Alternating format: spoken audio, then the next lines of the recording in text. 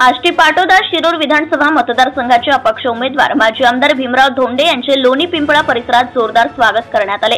गावात वाजत गाजत प्रचार फेरी काढण्यात आली, तसेच जेसीबी मधून पुष्पवृष्टी करीत ग्रामस्थांनी स्वागत केले। यावेळी झालेल्या कार्यक्रमात परिसरातील ग्रामस्थ मोठ्या संख्येने उपस्थित होते। आष्टी तालुक्यातील पिंपळा येथील कार्यकर्ते व कृषी उत्पन्न बाजार समितीचे माजी उपसभापती जनार्दन भवर, सेवा सोसायटीचे माजी चेअरमन विजयकुमार नामदेव भवर, तसेच त्यांचे समर्थक आणि माजी सरपंच इसाक तांबोळी, माजी उपसरपंच सुभाष भवर, लोणीचे ग्रामपंचायत सदस्य युवा नेते सागर भवर, त्याचप्रमाणे खरड गव्हाण येथील रणजित वाडेकर, अक्षय काळोखे, संदीप कारंडे, लालू शेख यांनीही माजी आमदार भीमराव धोंडे यांच्या गटात प्रवेश केलाय। लोणी येथे झालेल्या जाहीर सभेस माजी सभापती साहेबराव मस्के, लक्ष्मण कराळे, सरपंच सावता ससाडे, हरिभाऊ जंजिरे, ॲडव्होकेट रत्नदीप निकाळजे, उपसरपंच सांगदेव एकशिंगे, थोरात सर, माजी उपसभापती जनार्दन भवर, राम शिंदे, रामेश्वर वाळके, चेअरमन बाळासाहेब भवर, पांडुरंग गावडे, चंद्रशेखर साके, दादासाहेब विधाते, संजय धायगुडे, गणेश पोकळे, पांडुळे पाटील, बाळासाहेब बेल्हेकर, दादासाहेब सांगळे, उपसरपंच राम देवकर, छबुराव देवकर, युवराज कटके, माजी सरपंच राजू गावडे, दादासाहेब सांगळे, विजयकुमार भवर, नवनाथ रक्ताटे, संतोष वाळके, दत्ता विधाते यांच्यासह लोणी पिंपळा परिसरातील मतदार मोठ्या संख्येने उपस्थित होते। 2-3 दिवसात त्यांनी दगा फटका केला, बाळासाहेबांचं काम केलं। मी हरलो थोड्या प्रमाणात, मग मी म्हणलं आता हरलो तर हरलो, मी जे पैसे दिले तेवढे तरी पुनर्लक्ष शिक्का आणि पाईप जामखेडच्या पाईपलाईन कंपनीचे बोगस का असं मोठ्या प्रमाणामध्ये भ्रष्टाचार या लोकांनी केलेला आहे। निवडणुकीमध्ये ते सोयी करतात, दारूच्या बाटल्या देतील, त्याच्यानंतर कोंबडं देतील, धाब्यावर जेवण देतील। हे पैसे तुमच्या कामातून काढलेले पैसे 10% कमिशन घेतात ते लोक। 10% कशाला म्हणते? 10%, 15%। मी माझ्या राजकीय जीवनात कधी 1% कमिशन घेतलेलं नाही। या ठिकाणी तुम्ही मला सांगा, या ठिकाणी बरेच आपण केले, कुणी मला कमिशन दिलं? मला एका चंदरवाडीत एका शेतकऱ्याने उठून विचारलं, हे सगळ्या गोष्टी दगा फटक्याचं काम गेल्या 10 वर्षापासून या मतदारसंघात चालू आहे। आणि म्हणून भीमरावजी धोंडे यांना अपक्ष उमेदवारी या ठिकाणी लढवावी लागली जनतेच्या आग्रहाखातर। खरं म्हणजे यावेळेस त्यांना उभारायचं नव्हतं, पण जनतेने सांगितलं की तुमच्याशिवाय मला पर्याय नाही। आता या ठिकाणी विजयकुमार भवरने सांगितलं की आम्हाला काय त्रास होतो, आम्हाला तुम्ही मदत करू नका, पण आमच्यावर अन्याय झाला तर आमच्या पाठीमध्ये खंबीरपणाने उभा राहा। अशा प्रकारे त्यांनी या ठिकाणी त्यांनी त्यांच्या बोलण्यातून व्यक्त केलेल्या भावना आहेत। खरं म्हणजे भीमरावजी धोंडे यांनी कोणत्याही गावामध्ये भांडणी लावली नाही की याच्यावर फौजदारी करा, त्याला आत घाला, याला सोडा, त्याच्यावर चोरीचे गुन्हे लावा, याच्यावर बलात्काराचे गुन्हे लावा, विनयभंगाचे गुन्हे कलम लावा। अशा प्रकारे कधी त्यांनी केलेलं नाही। किती आम्ही त्यांच्याबरोबर येतो गेली 40 वर्षापासून। आम्ही जरी त्यांना म्हणलं की साहेब फोन करा पोलीस स्टेशनला, तहसीलदारला, काय काम आहे, जर त्यांना असं वाटलं की बेकायदेशीर आहे, ते फोन करीत नाही।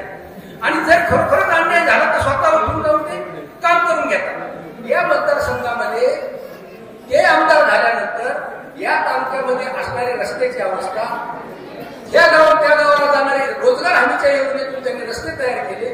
लोणी ते कोयाळ केला, लोणी ते खुंटेफळ केला, लोणी ते साकत केला, लोणी ते नांदूर पिंपळा केला, पिंपळा ते नांदूर केला, आणि अशा प्रकारे लोणी ते चिचोटी पाटील केला। रोजगार हमीतून बरं का पहिल्या 10 वर्षामध्ये हे मी त्याच वेळेस हा रस्ता हायब्रिड योजनेमध्ये घातला होता, त्याचंही काम अजून झालं नाही।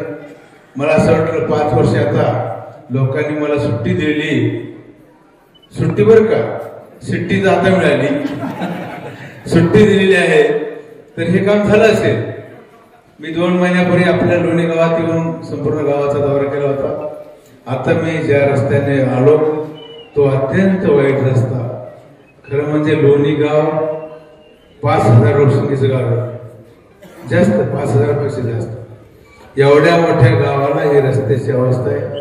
आपल्या तालुक्याला आतापर्यंत 2 आमदार होते या 5 वर्षात, दोघांनी मिळून तरी रस्ता करायला पाहिजे होता ना, पण तो होऊ शकला नाही। आणि लोणी गावाचे ग्रामस्थ असे त्यांना असलाच रस्ता आवडतो, त्यांनी बरोबर करायला पाहिजे ना। त्यांनी त्यांना इथे आल्यानंतर विचारलं पाहिजे की तुम्ही आमचा रस्ता का केला नाही, पण तुम्ही त्यांना तसं काही विचारित नाही. उलट त्यांच्या बाजूलाच तुमचं मताचं झुकतं मागे. आता तुम्ही मला द्या, नाही झालं तर मला शिक्षा द्या. आता ऐका, आता निवडणूक आहे, मागचं काम करत नाही. आता तुम्ही यावेळेस तुम्ही मला सहकार्य करा. तुमच्या गावामध्ये मी हायस्कूल काढलं, ऐका ना, तुमच्या गावात मी हायस्कूल काढलं. लोणी गावामध्ये जिल्हा परिषद हायस्कूल कधीतरी होतं, ते 40 वर्षापूर्वी सुरू झालेलं. त्यानंतर एवढं मोठं गाव असताना मी हायस्कूल काढलं. काही लोकांच्या म्हणण्यावर गावाच्या लोकांनी त्याला विरोध केला, पण आज ते सुंदर चाललेलं आहे. आपण तिथे आता कॉलेज सुरू करणार आहे. लोणी गावाला कॉलेज, लोणी गावाला आपण आता येत्या जून पासून कॉलेज सुरू करणार आहे. एवढंच नाही, लोणी गावच्या लोकांनी जर मला खूप पाठिंबा दिला तर मी ITI कॉलेज या गावात काढू शकतो. पण लोणीचे लोक मत मात्र कवा देतील, लय काट कसे करते मत. जास्त दिलं पाहिजे तो तुमच्या कामाला येतो. ज्याने तुमच्या मुलाबाळाच्या शिक्षणाची सोय केली त्याला मत सोडून द्यायचे कोणाला? आम्हाला काय, आम्हाला तर आपल्या मतदारसंघात 500 गाव आहेत, आम्हाला हे गाव नाही ते गाव आम्ही फिरत असतो. पण लोणी सारखं आपल्या मतदारसंघातलं मोठं गाव आहे, 4000पेक्षा जास्त मतदान असलेलं गाव, त्या गावची अशी वाईट अवस्था. या ठिकाणी सार्वजनिक स्वरूपाचं काम हे कोणी करत नाही. आता रस्त्यांची, मी आमदार झाल्यामध्ये होतो 14 ते 19, मग आपण साकत रस्ता केला, चिचोंडीचा रस्ता काही 2 किलोमीटर केला, त्यानंतर दुसरे काही रस्ते केले, कॉळ रस्ता केला. त्याच्यासमोर 10 कर्मचारी, मला सांगा लोणी गावचे 10 कर्मचारी कोणाकडे? दुसऱ्या मी पुण्याच्या संस्था आहेत ना, तुमचा एखादा घेतला का?